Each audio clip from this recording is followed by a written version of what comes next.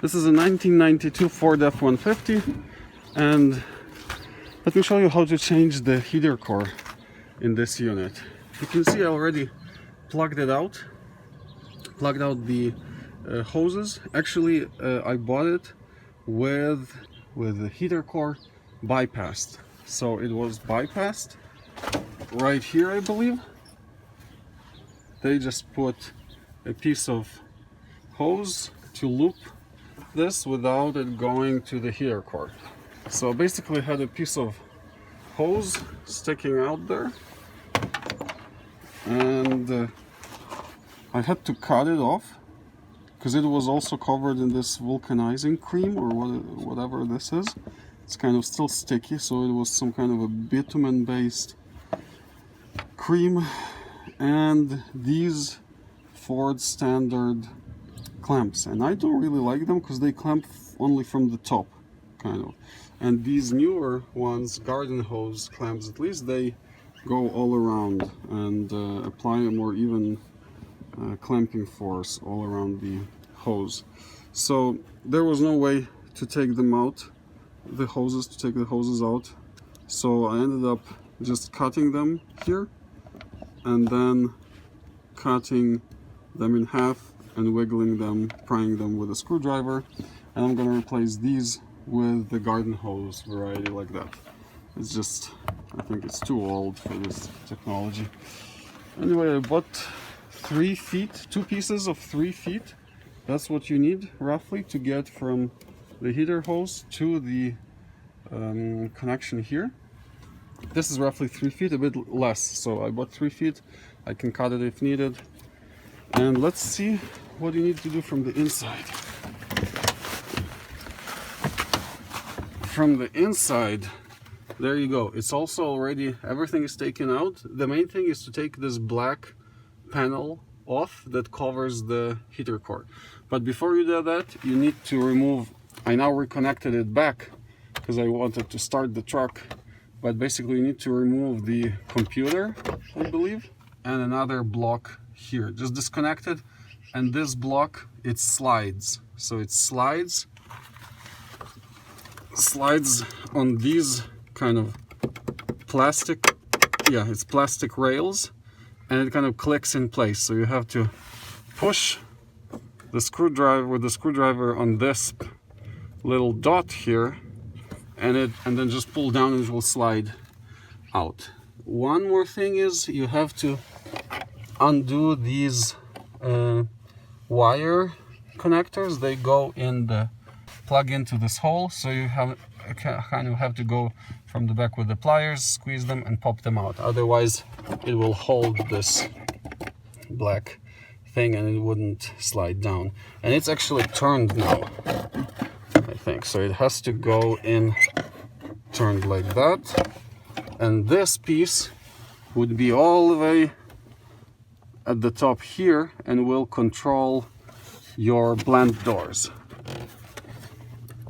And the easiest thing is to just remove this little wire, take it out of that pin, and that's it. Then you just unscrew all the little bolts, take it out, and take out the heater core. You have to let someone push from the other side a little bit, and it comes out. And let me show you how the new one and old one look like. So this is the old heater core.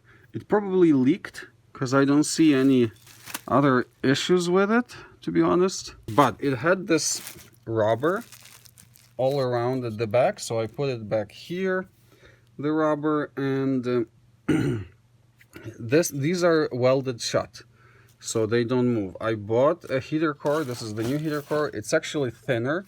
This is much thicker. This one has the sidewall, you can see, but it's thinner. This one has the sidewall, but it's thicker. And otherwise they're the same, but this one is actually narrower, and it has these kind of swivel pipes here. They swivel, they turn. And I read on the reviews that they always leak there. So what I did is just put JB Weld all around. I placed it in the where it should be, checked how this swivel should be oriented, these pipes should be oriented, and also checked that these are a bit narrower than what I had here, so I put a zip tie here just to have it kind of tied down, and put JB Weld on it. It's been a few hours since I put the JB Weld. It's still kind of softish, so I'll put it just into the truck and leave it there, and then it will cure there in the position that it likes, and that will be the end of it, and hopefully it won't leak there.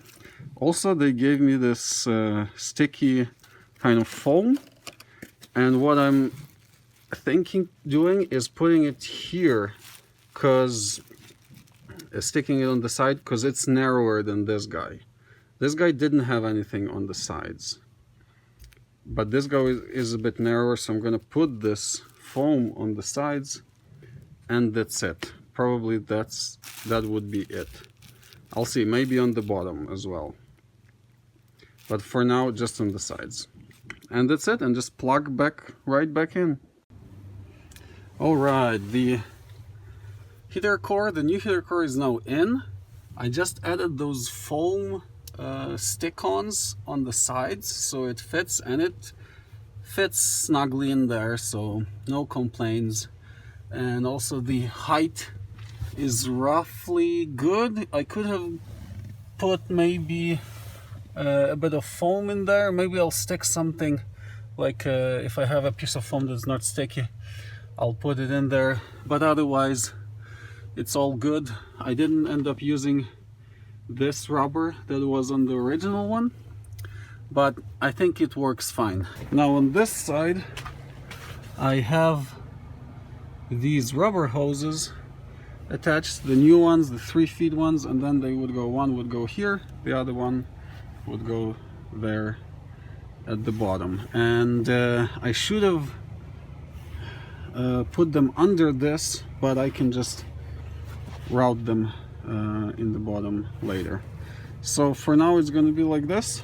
I'm gonna flush the cooling system and then put a new antifreeze and then connect these hoses to the system.